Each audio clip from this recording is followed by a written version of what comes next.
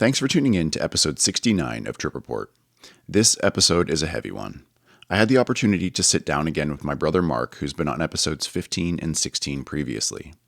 Unfortunately, at only 27 years old, Mark has been battling cancer for almost a year now.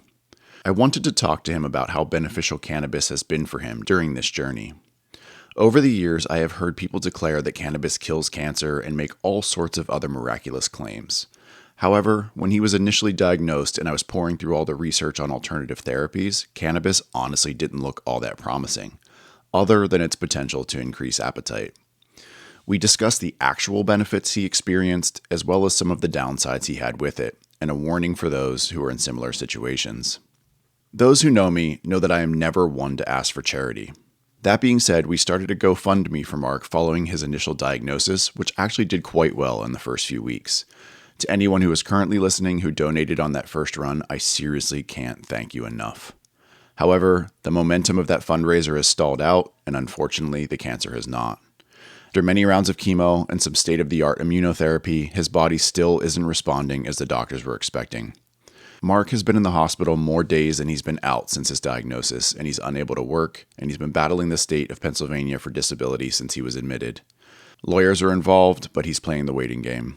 That being said, he has nearly exhausted his savings and the initial GoFundMe pot is dwindling. We are now going full force into alternative therapies, which are not covered by insurance and not cheap, but we can all agree you can't put a price on life. Long story short, I'm hoping we can get this GoFundMe fired back up. Anyone who has the ability to donate anything at all, I will be forever grateful. Even if it's $1, every dollar counts. Anyone who is able to donate $20 or more, shoot me a DM on the Tryp Rapport Instagram or email me your name and address to tryprapport@gmail.com and I'll shoot you a couple of freshly printed Tryp Rapport stickers as a token of my gratitude. And if we meet in person, a cup of coffee or a beer is on me. If you are unable to donate any money, then please, if you can, donate blood. I never truly understood how important donating blood is. Countless bags of blood and platelets have saved Mark's life. There are people across the world every day that need it to save theirs, and it can't be made in a lab. It has to come from the rest of us. None of us can ever know what the day will bring or whether we might find ourselves in an emergency situation, so I can't stress enough. Unless a medical complication prevents you from doing so, please get out there and donate blood or platelets. The GoFundMe link is pleasehelpmark.com. I'll post it in the show notes. And again, anyone who can help, I thank you in advance from the bottom of my heart. As always, thanks for listening. Much love to you all.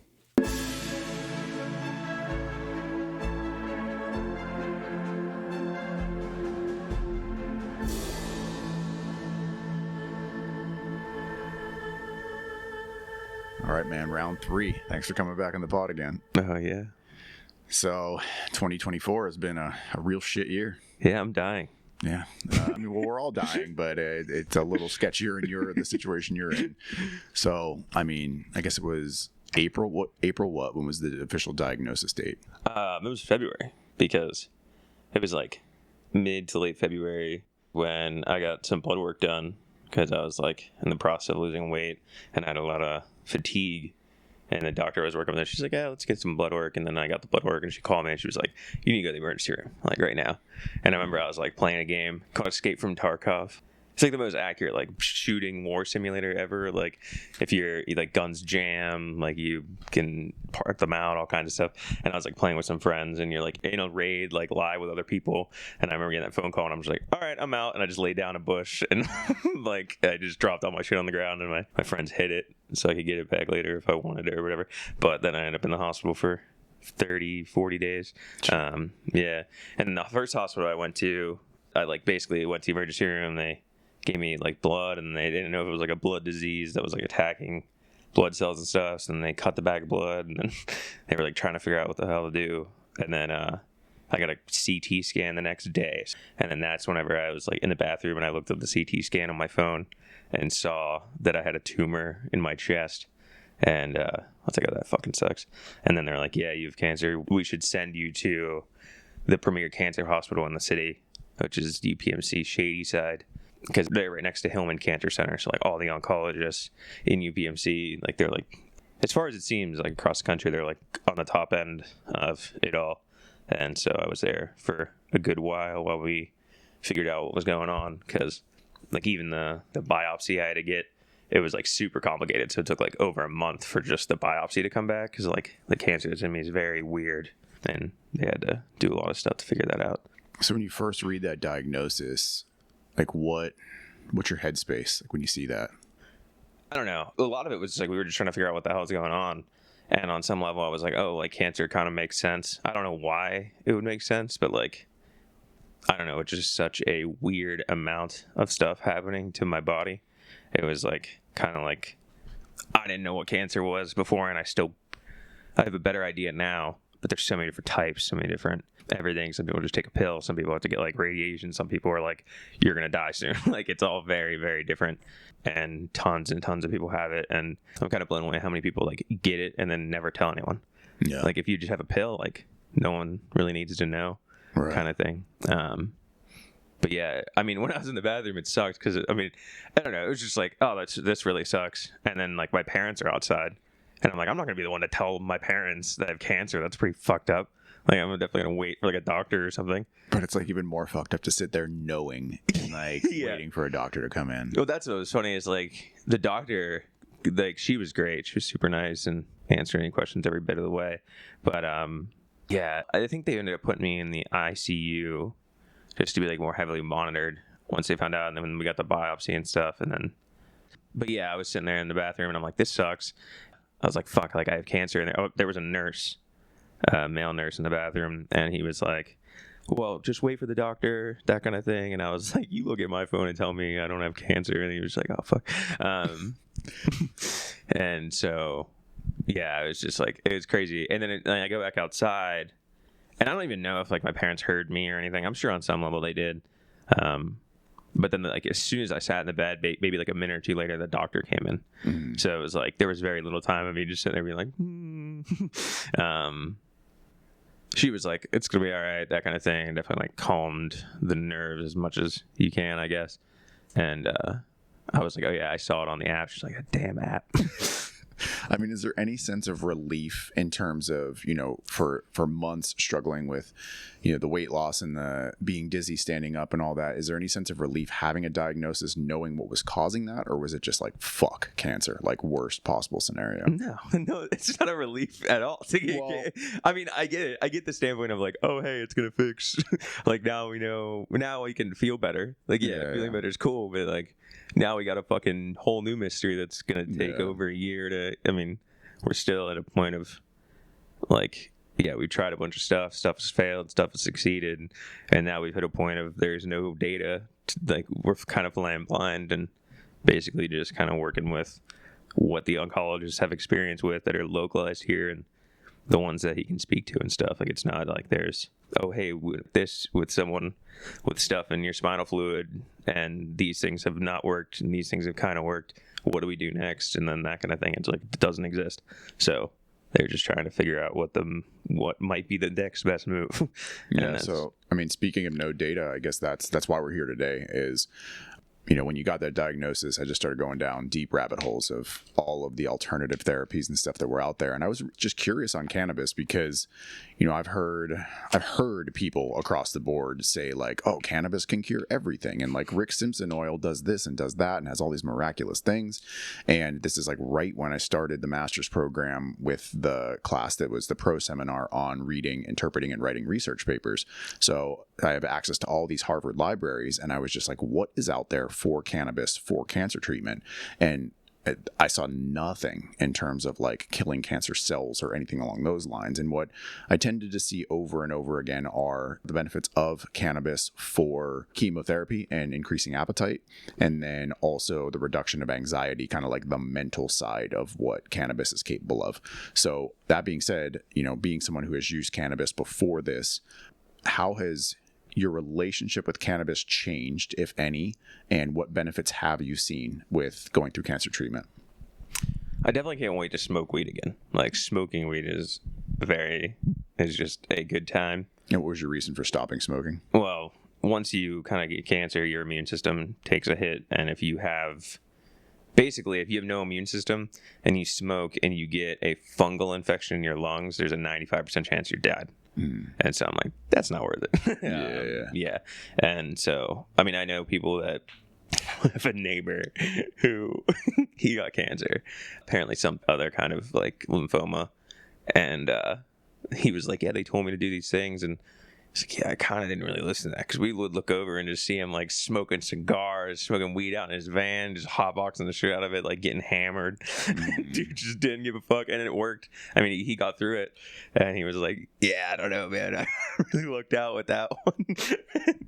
And he's a weirdo in general, so it's just like really funny in a good way. I mean, he's a nice dude, but so I stopped smoking, and then so I mean, I was in the hospital for like over 30 days. I think it was like 42 total or something like that. So when I got out, I mean, I had no tolerance for marijuana at all. So like, I think I might have took a 10 milligram edible, and it was like, I remember whenever I did that, I was thinking about the fact that I got so many bags of blood throughout the process. And I think up to that point, I very much looked at the body as like a machine. And this whole process where it's like, okay, if this is a deficit, give it this, and then it gets better, and do this and do that, and that kind of thing. The biggest example is like something called a hemoglobin, which measures on average how much red blood count you have in your body.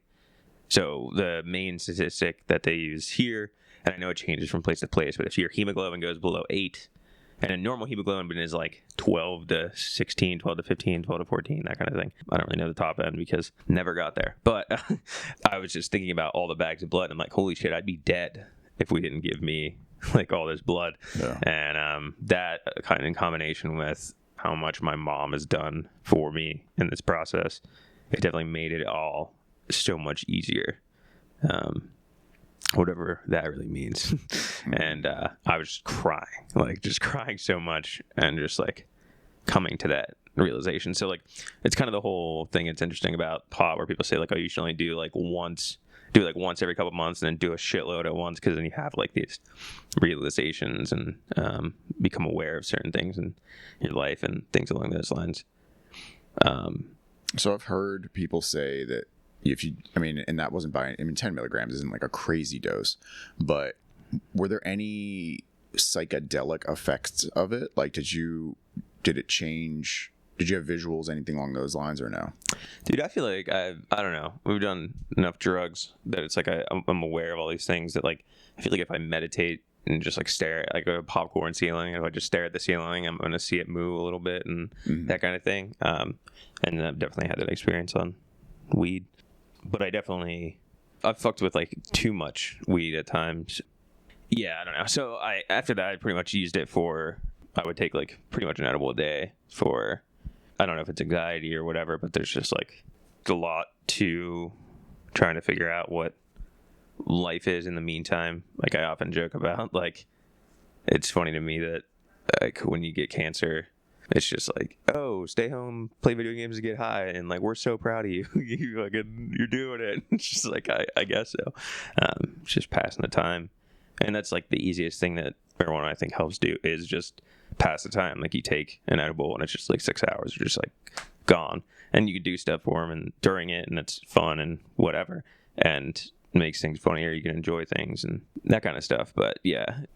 It definitely helps when there's a point of just like when I'm feeling very, very like depressed or down or that kind of thing. It's a distraction from that feeling, which isn't necessarily, I don't know. I can argue whether it's good or bad, but just is what it is. And then the other thing it helped out with a lot was like pain on some level, because like I definitely feel like going through cancer young is very beneficial, because I can't.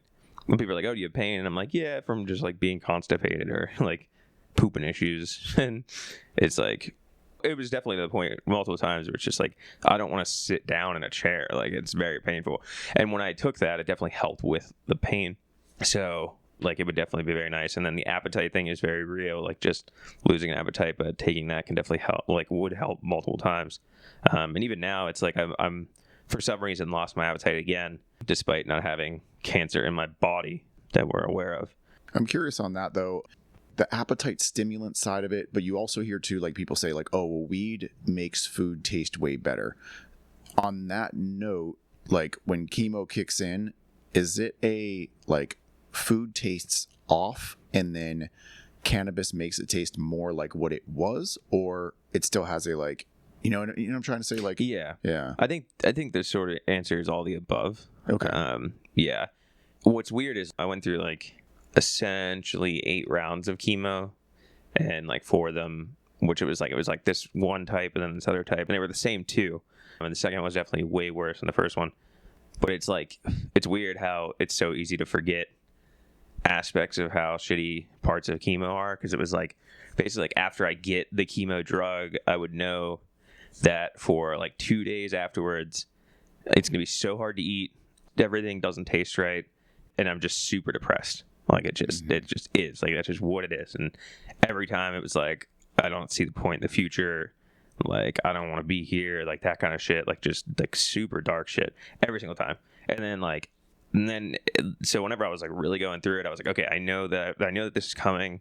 I just like power through these couple days. I almost like don't want to text people because it's just like fucking depressing, and that kind of thing. It really is like, as you get towards the next chemo regimen, it gets better and better and better, and then you get hit with chemo again, and then that kind of thing. And so like majority of the time it was like 1 week in the hospital to get the chemo, and then 2 weeks at home. So like after that first week, things are starting to get normal again. By the end of that second week, things are relatively normal, and then we hit the body again. But it definitely isn't, I don't know, like even right now, like I definitely don't have much of an appetite, but it isn't necessarily a thing that is like, oh, now I can eat a shitload or anything. It's just like helps a little bit kind of thing. Did you mess around with the protocol at all? Like try an edible before chemo, or was it just a like let the hospital do what they're doing, and then whenever you're back on your own free time, like do you pop any edibles in the hospital, like anything along those lines, or was it just like whenever I'm on my free time, then I'll go back to it? So they essentially view marijuana even as like a medicine type of thing, and they don't want you to bring any outside medicine to the hospital, just so that whenever they're running all their tests and shit, that they know what medicines you're taking. And so like that's the whole idea. But it's funny because it's like that's what the majority of people tell me whenever I've asked them about edibles and stuff. But I've had a nurse be like, I get it, just like let me know, like I was like, all right, let me get one too. Yeah, right. Man, the one time I remember I went in, I was going in the emergency room, and they have like a security guard there to make sure no one's like bringing in guns and shit, which is like crazy. But I remember I went there and I brought my backpack, and I forgot that there was like some edibles that weren't from here. I don't even know how I ended up with these edibles, but they're still in my backpack. So like I keep forgetting to take them out. They're like 20 milligrams a piece, and I'm like, that's just whatever. And so the security guard was like going through it, and then they like pulled it out, and they were like, I'm gonna have to take these. And I was like, okay, can I get them back? Like, how does that work? And he's like, well, do you have a pot card? And I was like, yeah, what the fuck? And so I show him the card, and he's like, oh, okay. He's like, can I just trust you to not take these in the hospital? I was like, yeah, sure. He's like, I just torn through the fucking paperwork on a Friday night. And I was like, all right, dude. So I got fevered out and got to keep my edibles. But I don't know, it's kind of nice too, like going to the hospital for like a couple days or like a week, because then when you come out, it's like, oh, now I can just take like 5 milligrams of edibles. Reset and the get tolerance, and it definitely like comes back quick. But yeah, it's definitely good in that regard. So it sounds like it's beneficial for anxiety and depression for you from a mental health side. You often hear cannabis touted as anxiety inducing. And I think back, like there was a boat trip where I was like wrapping up the end of like a mild LSD experience, and I hit somebody's vape pen, and it was right after I had wrist surgery. And then it was just like, I got flooded with that anxiety. And it was like the first time in my life I really made that connection of like, this body's not invincible. Like it was like for most of my life, it was like you get hurt, you bounce back. It's as simple as that. And it was like always a bouncing back to 100%. And then it was like, I still don't have full range of motion in my wrist after snapping it. So it was like, shit. That was like this very sobering moment, because thank you cannabis, that you don't always bounce back 100%. And so it was just like, it was very sobering, and I was just like bummed out afterwards, and then like my heart started racing, and I was like, shit. And it kind of like brought that all to the front of like, I'm on a downhill slope. We're all on a downhill slope until the end. And so was there any anxiety that ever came on for you? Or was it really just more beneficial for anxiety? I wonder if it's just like certain people vibe with it better than others. All the time. Yeah. No, I mean, like, I think on some level, basically, I was talking to this girl for a while, and I do think that the active use of cannabis added a lot of anxiety there and fucked up a lot of, like, just made it way less chill whenever I was undergoing that. And I think it was way worse before I had cancer because, like, again, I did smoke weed a lot, and, like, I'm a comedian, and my job is, you know, go do work on new material and then go around the country telling material that's good. So that just means, like, the days are just filled with nothing. And it's like, yeah, you can sit there and try to write and all kinds of stuff, but it's like there's a different, I don't know, writing is a really weird thing in comedy because, like, I know people that just sit down and write and write and write and write and write, and then they could take that to stage and go crazy with it. And then I know people that, like, I know famous comedians that are like, I can't sit there and do that. Like, I can walk around and talk it through myself, but, like, I need to get to a stage and really try and fail with it and figure it out and that kind of thing. And so there's definitely a level of, like, especially when I'm smoking weed during the day, it's like, oh man, I'm just wasting time and I'm a piece of shit for it. Like, that's definitely where my head goes. And then with this, like, this chick, it was just like, you know, spiraling in different thoughts and things and misinterpretations of, like, I know me as a person, I like to create a logic to the world. Mm-hmm. And that's where I think I fall apart when it comes to, like, super anxiety stuff, because it's just like, I'm going to create a logic, whether that logic is good or bad for my mental health kind of thing. Right. So yeah, I think that's where, like, the anxiety part really focused in. I've since, like, kind of taken a break from talking to that person, and it's kind of, I don't really, like, from an anxiety standpoint, I don't think I really run into much. A lot of it's like, oh shit, did I take that pill already? Like, fuck, I don't remember, if, like, that kind of thing. And so, like, having one of those, like, pill things is super nice and all that kind of stuff in that regard. But the thing I definitely want to get into is like the negative side of it in a way, because I think whenever I would be depressed in regular life and just really feeling down and frustrated and sad, like, there were times where I would overdo the amount of marijuana that I would take. And none of it really was bad from, like, a experience standpoint, but it did lower my blood pressure. And at a certain point in time, under certain circumstances, I don't know if it wasn't hydrated enough or what, but, like, it led to 2 separate falls at the house. And, like, luckily I didn't fall into anything, like, bad or whatever, and I was completely fine. But, like, that could have been real fucking bad. Like, just passing out and waking up and being like, oh shit, is fucked up. Do you remember what doses that was? The first one was so ridiculous. So I have this, like, vial of the Rick Simpson oil thing, and I was taking that for a bit. So I was just, like, pumping out a little bit of that on, like, a spoon or something, and then eating that. And so I remember I took the RSO vial, filled up like a water bottle cap. Those are, like, they're thin. Filled that up, and then I took out an Andes mint and, like, covered the top of that. And then I think I just, like, squirted some onto, like, a thing, and I took all of it, and I was just like, I was just like, I just need to get as high as humanly possible. Like, what is that even mean? And I was just, like, so just bummed out about stuff, and I was high as fuck. And then I remember, like, I needed to use the bathroom, but then I didn't. I played a game, and most of the games I play are, like, you play through, like, a session that's active over the course of 30 to 45 minutes, and then that ends, and you can play another one or whatever. So I remember we played one of those games, and then, like, a half hour later, I was like, I definitely need to go piss. And, like, in the process of going to piss, that's when I passed out. And I might have pissed and then passed out, but either way, it was weird. And so now anytime I'm like, okay, I need to pee, I'm going to pee. I don't know if that was a contributing factor or what the deal was, but yeah. And so it was weird. It was definitely fucking weird. Yeah. I've heard people say they were high for days on Rick Simpson oil. Like, how did it seem like it lasted a normal amount, or did it seem like you were just high for way too long from that experience? That's a good question. I have no idea. I sort of felt like anything else where it was like, you know, you keep taking a small amount, the amount that you get high from it is, like, less and less. Yeah. But yeah, I don't. There's no dosage to it, so it's just kind of like you don't it's even know super what the weird. potency of that is unless it's been tested. Yeah. Have you thought about or looked into at all the possibility of sanitizing cannabis before smoking, like so that you wouldn't have any issues with lung stuff? So I've looked into. Well, first off, anytime you're inhaling something in the lungs, from my understanding, that lowers your immune system. Which my immune system is 0. Like, so I mean, I think even if I cough a bunch. Yeah. And something happens to my lungs, it can cause an infection or cause some level of irritation that can develop into something worse. So it's kind of just one of those where it's like, I'm not super worried about it.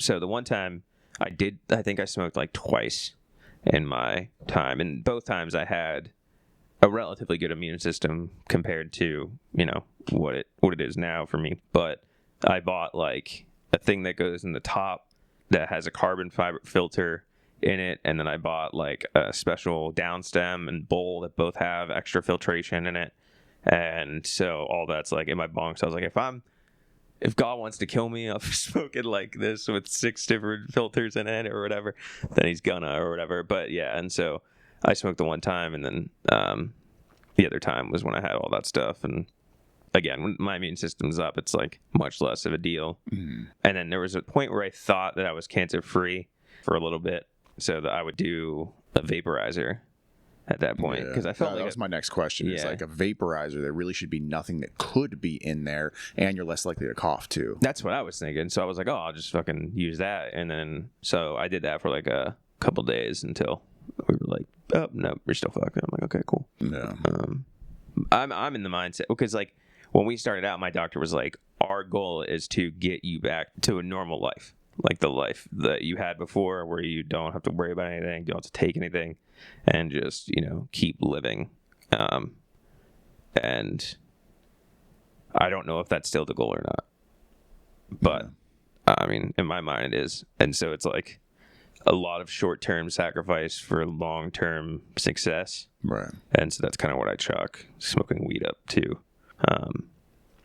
Yeah, because I definitely. Before this, I like I've taken edibles and stuff, but smoking is literally the only way that I've ever really gotten high. Yeah, in that way. But it's gonna be interesting. I'm curious as to after this, because I kind of feel like I've become like a germaphobe in like a certain way. Like I'm wondering if I'm going to, because like I don't know, smoking, like sharing a blunt in a circle is pretty fucking. Like, at the end of the day, I had, like, an open mic with a bunch of, shitty fucking dickhead people that are all doing drugs together and all that kind of stuff. Like, it is a one organism. It's, like, what an open mic is. And so it's just, like, there was definitely a point in time where I had a bunch of weed and I was, there's these things called king palms, which, like, you break a little capsule in the filter and, like, they have a flavor to them. Mm. And so they're the shit. And so I was just like packing a couple of those, and I would just like hit it like probably 4 or 5 times, and then I would just pass it to a group, and then they would smoke it in a circle. And so I'm like, okay, I don't have to, get back in there after it's all wet and disgusting and fucking, yeah. Yeah. Surprised I don't have like herpes or something. But anyways, yeah. So that's kind of the crazy thing too. Is I mean, I see where you're coming from, like the germaphobe aspect of it, but then it's like. Also exposing yourself to other germs is what gets your immune system even stronger so that you don't have issues with it. It's like the over sanitization, which causes even more of a problem. Yeah. But I can understand like it's going to be weird to try to reprogram the brain back to like that mindset after not having an immune system for so long. And then, until you can trust the immune system again. But I think a lot of people, struggled with that with COVID too, like the over sanitization of everybody. And like some people haven't bounced back from that. So it's, yeah, who knows? For sure. And I mean, it's on some level, it's nice to have COVID before going through this, because it's like, oh, just follow all the COVID bullshit. Yeah, exactly. And good to go. And like N95s are definitely like the shit. Like I can definitely understand them. And I don't know what the efficacy of like a regular mask really is, because it's just how much, space is all open and everything. And so it's like, I have no idea whatever. And, but I still will wear it, like, because the doctor's like, hey, and I'm like, yeah, you're the guy. We're going to fucking figure it out. And so it's like, and I know people that have been a part of families with immunocompromised people, and they would wear an N95 everywhere and that kind of thing. And it's like, I don't know if that's what people should be doing that I live with or that kind of thing or all that stuff. And it's like when we're in the hospital, like they have everyone wear a mask in the room, but it's like when I come home, it's like I'm not going to ask a roommate or someone to be like, hey, where you live, if you're around me, put a mask on, like that kind of thing. That just feels weird, even though it might be the right thing to do. I have no idea. But seems to be going all right so far. Have you messed with Delta 8 at all? One time, 2 dickheads changed out the weed for Delta 8, and that's the only time I ever had it. What was the experience like? I kind of felt like I was just getting high on normal weed. I think I'd like smoke more in a way. Because at this point, it was set up in a gravity bong. So it's kind of like you're already really, really doing it either way. So, yeah, I generally try to avoid it if I'm... Yeah, I haven't looked too much into it. I just thought it was pretty wild to be at the gas station yesterday and see little like vapes there that said THC. And I was like, it's not rec in Pittsburgh. Like, what's the deal? And then I looked at it and saw Delta 8 and was like, oh, yeah. I mean, I knew that stuff's more available, but not just like gas station available. Yeah. No, I mean, there's just no thing against it. Like, there's like smoke shops. They just sell like Kratom. Yeah. Like tons of Delta 8 pens, all kinds of stuff that's like weird. And each their own. Yeah, I mean, but it's like, it's crazy. Like Kratom's like heroin. Like, I know. It's so nuts. It's just like, there was actually some dude I know that does comedy, and he it was super funny because like, I mean, it's fucked up, but I think it's really funny because it was like he got clean a couple times, and then we were like watching him kind of fall apart and relapse and stuff. And I remember he came once. He's like, "Dude, I found this new thing called Kratom. It's like you can just buy it at the store. It's not even a drug." It was just like, "Oh, buddy, oh no, oh no." It's exactly that. That's it. Oh no. It's like that. I've said it before, but like the wild thing about it is, Kratom. The only proponents for it, like I know nobody who casually does it. Like the only proponents are people who are addicted or profiting from it. Like otherwise, it's like it is such a bad drug. And yes, it is a drug. It's not just some gas station plant. Like it is an opioid. It may be a partial agonist, but still, like if you have any propensity to be addicted to opiates, you will become addicted to Kratom. There is no if, and, or but. There was actually a different comedian who there's like an online mic you can do here in Pittsburgh. It was through that like Steel City Arts Foundation thing, and it was like a workout mic where you could try out things and people would give you suggestions and stuff.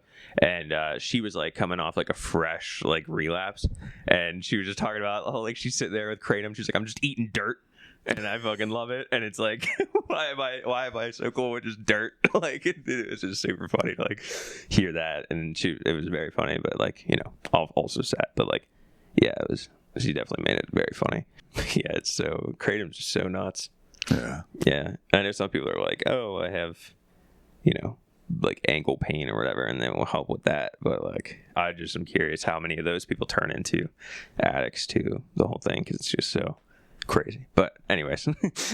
Yeah, I mean, like I've never used cannabis for pain other than like topical CBD for stuff, which I don't really know that did much of a difference. But that would be my question, and I don't really know the best way that you could test it, but I would like to see how cannabis versus Kratom for pain. Truthfully, I kind of feel like the cannabis pain thing is because like pain's all in our mind. Exactly. Yeah. So cannabis, I think, makes you hyper focus on whatever's in front of you and distracts you from said pain. That's what I would imagine more so than anything else. Because it's like if I take cannabis and then go play a video game, like I'm very focused on that game and that kind of thing. Yeah. But what's crazy is like the way I play some games.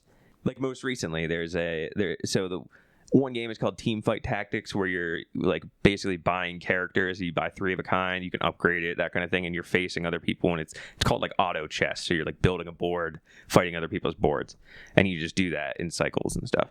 And so there's bits of downtime in that. So I'll have that on one screen, we'll be watching a video or something on another, and then playing another game that also has downtime, or like playing poker or something. And so it's just like I'm just like IV dripping as much dopamine like as possible, and I'm just like poking all these things, and it's so dumb.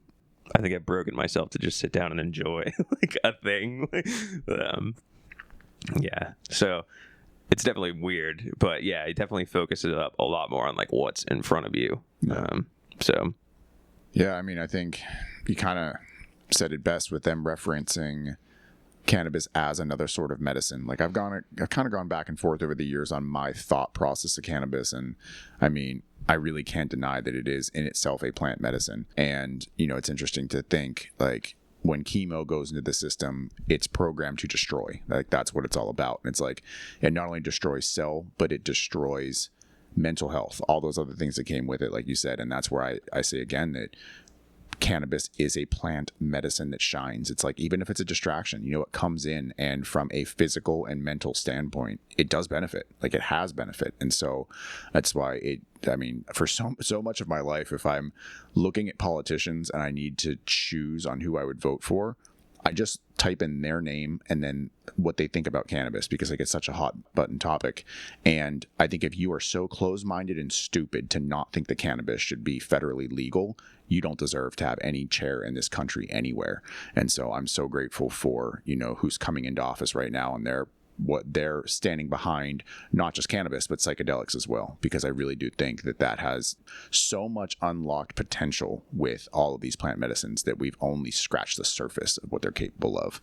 And so, I don't know, I'm super stoked that it's been beneficial for you.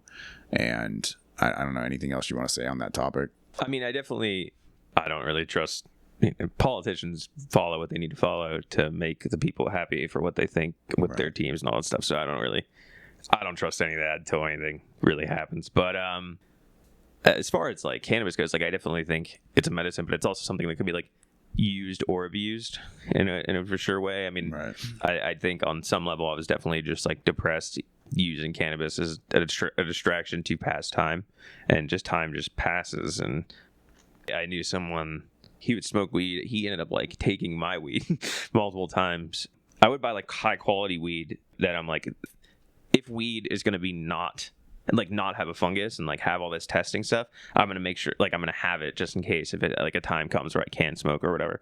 But like every time I would go to look at it, it would just be empty, and the dude just like smoked it or whatever. And like he would just constantly mention he's like, he has a problem or like that kind of thing. And like he would like take like a 50 milligram edible and barely feel it, and he's like, do I have a problem? Like, and so he would just constantly be like, what the fuck? And so I think like that type of thing like definitely is a concern. And so like there are people that do abuse it.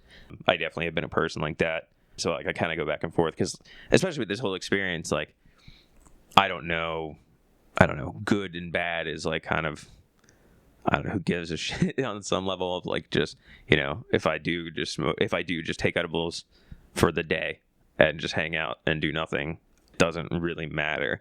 And yeah, I could sit down and be like, okay, I'm writing and trying to get all this stand-up stuff together, but it's like there is a world where I never get to do stand-up again. I mean, and that would suck, and that kind of thing, and that means I'm dead in the next like couple years or whatever. But it just kind of is what it is. So I don't know if I don't want to do it because I don't want to like have that expectation and not do that, whatever, or what the deal is. And so, but it's just like there's no point in like doing something and then being upset with yourself about it. Right. And so it's just kind of like whatever. And so that's kind of where I'm at with, cannabis and video games and all this other shit. It just helps me pass the time. So yeah, I don't know. It's a very, very complicated and interesting thing, but I definitely think it's important to be like, hey, there's, if you do have cancer and you take a lot of edibles, don't pass out, like be careful. Because like even now, like, so it's like, even now, like when I get out of the hospital, I cut all my 10 milligrams into 5s and then rock 5s until that stops working, and then take 10 and whatever, and slowly work my way up. And yeah, I definitely don't want anyone being like, that podcast, they're like, yeah, weed's medicine. I can just fucking take it whenever. I took a 50. Yeah, I mean, it's just like, no, I mean, you could definitely make your life harder with it. Because I think it's much harder to fuck your life up with weed than like heroin. You know, it's like, you're not like, I need the thing. But yeah, it's kind of where I'm at. Cool. I'm glad we finally sat down and got through this. It's something I wanted to talk about for a while. I guess, obviously on hiatus from comedy right now, but hopefully you're on a cross-country tour again soon. Where can people find you when that happens? M Shimkits on Instagram. That's kind of all I have really right now.